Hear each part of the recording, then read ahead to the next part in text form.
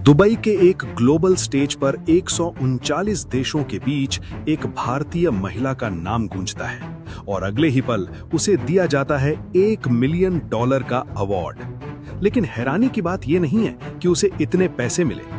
हैरानी की बात यह है कि उस महिला के पास ना कोई बड़ा स्कूल था, ना कोई यूनिवर्सिटी डिग्री की लंबी लिस्ट और ना ही वो किसी सरकारी सिस्टम का हिस्सा थी।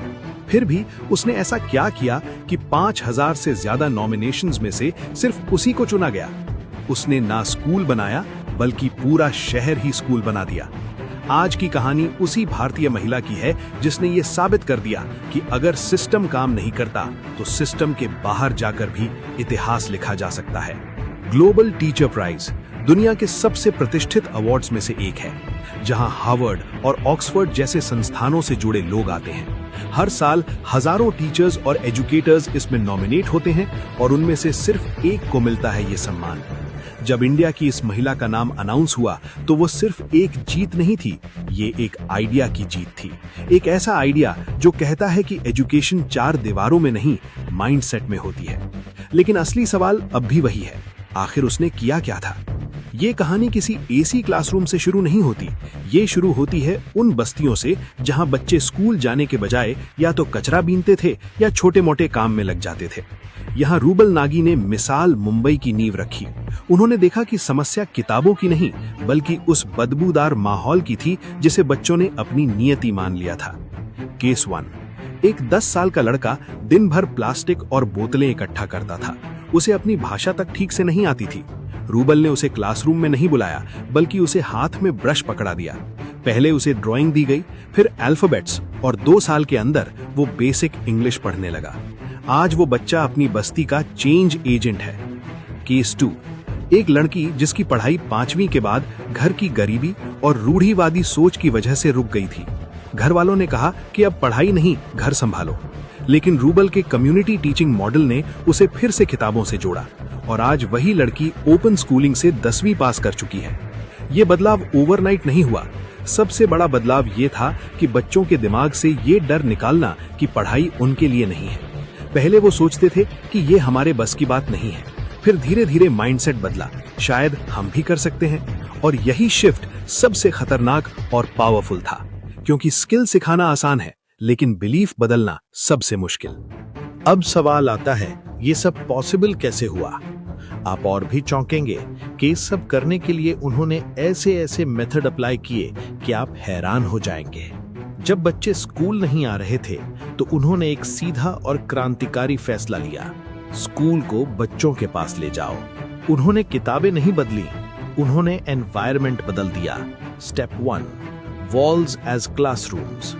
झुग्गियों की खाली और बदरंग दीवारें उनकी पहली क्लासरूम बनी। उन्होंने 1.5 लाख से ज्यादा दीवारों को रंग दिया। उन पर अल्फाबेट्स लिखे गए, मैप्स बनाए गए, नंबर्स, शेप्स, एनिमल्स, सब विजुअल्स में। अब बच्चा पढ़ने नहीं बैठता था, वो खेलते खेलते सीख रहा था। Step 2, sanitation and trust. उन्होंने सिर्फ पेंट नहीं किया बल्कि घरों की वाटरप्रूफिंग और साफ सफाई भी करवाई। जब बस्तियां चमकने लगी तो वहां रहने वाले लोगों का माइंडसेट बदल गया। उन्हें लगा कि वो भी सम्मान के हकदार हैं। Step 3, empowering the mothers. Rubal ने देखा कि अगर मां जागरूक नहीं होगी तो बच्चा कभी स्कूल नहीं टिकेगा। उन्होंने औरतों के लिए सिलाई और कंप्यूटर सेंटर खोले। जब मां सशक्त हुई तो बच्चों का भविष्य सुरक्षित हो गया। पहले 2 साल मुझे पेरेंट काउंसलिंग करने में चले गए कि आपको बच्चों को स्कूल भेजना जरूरी क्यों है, बिकॉज मैक्सिमम पेरेंट्स बोल रहे मैम स्कूल जाने की क्या जरूरत है, मैम 8-9 साल का बच्चा होगा तो कमाने लग जाएगा। सो 2 साल मैंने उनको बहुत बहुत हाथ पैर जोड़ के कन्विंस किया कि आप मुझे बच्चों के 10 साल दीजिए एंड उसके बाद आप देखिए बच्चों को, आप सबको यहाँ से वो बाहर निकाल के एक कंफर्टेबल लाइफ देंगे। तो धीरे धीरे आगे बढ़ने लगे। सिंपल लॉजिक था, अगर बच्चा सिस्टम में फिट नहीं हो रहा तो सिस्टम को बदलो, बच्चा नहीं। और यही अप्रोच उन्हें बाकी सबसे अलग बनाती है। और अब वो नाम जिसने दुनिया को झुका दिया, रूबल नागी। जब उनका नाम उस ग्लोबल स्टेज पर अनाउंस हुआ तो सन्नाटा छा गया। लेकिन असली रोंगटे खड़े कर देने वाला पल तब आया जब उन्होंने $1 मिलियन का वो चेक हाथ में लिया। कोई भी इंसान होता तो अपनी तारीफ करता, लेकिन रूबल ने खुद को क्रेडिट देने के बजाय पूरी दुनिया के सामने नम आंखों से कहा, we won, India won. We won, India won, Bharat won. This is win of all my bachas, my kids, my family, my country. उन्होंने अपनी बरसों की मेहनत को एक पल में अपने देश के चरणों में रख दिया।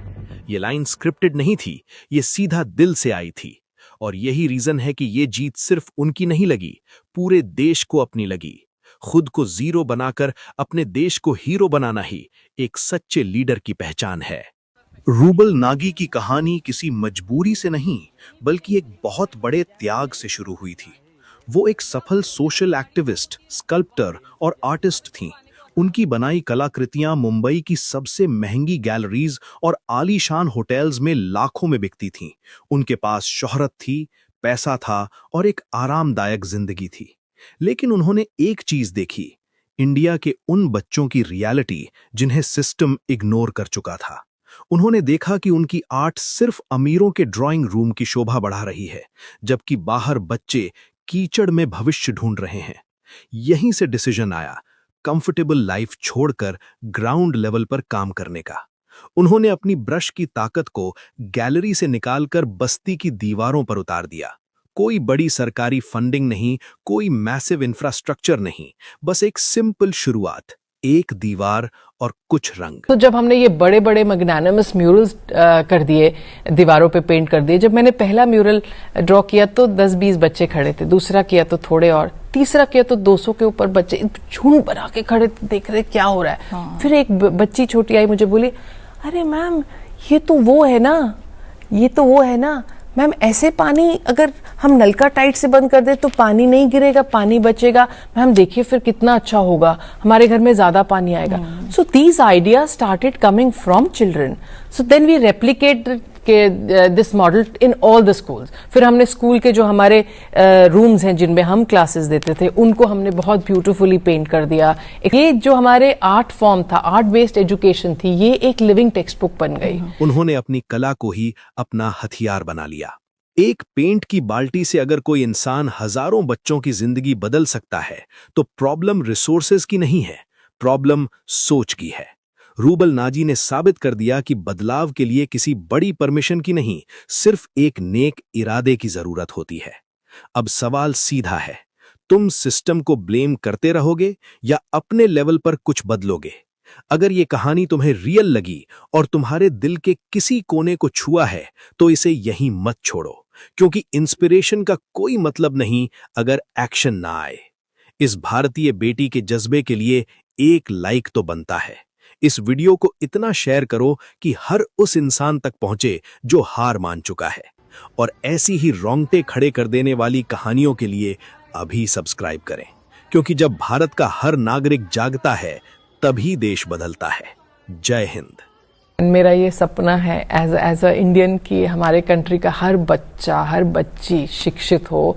India to be 100% literate country is my dream, and I think हम सब मेहनत करते रहेंगे अपने आखिरी सांस तक, that हम ये इसको बहुत जल्दी अचीव करेंगे।